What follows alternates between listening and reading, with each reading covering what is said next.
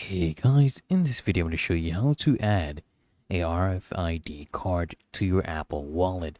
It's actually really easy and simple. I'm going to show you how to do this step by step. So first things first, you want to make sure that you meet these requirements, okay?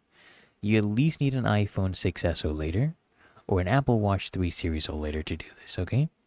You need the latest version of the iOS or latest version of the watchOS. You need to be signed into your device with an Apple ID via a participating employer.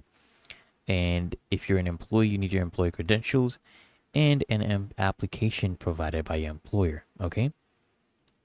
Now, this process will also actually require third-party apps. You need to go to the App Store and first search for an app, for example, Card NFC for iPhone. Go ahead and download that.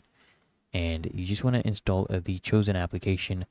Follow its instructions to add your RFID card by, either scanning or manually entering the details. And after setting up, you may basically just tap your iPhone or Apple Watch to emulate the RFID card signal through the app. Okay? Really that easy and simple, guys. And if you add an employee badge to your Apple Wallet automatically, this will allow you to use your phone as a badge by basically holding your phone against a compatible reader. This is called the Express mode by Apple. You can also do this with some of student IDs, boarding passes, and digital keys to access the door or card. Okay, but you need to know that this may not be compatible with all types of RFID card.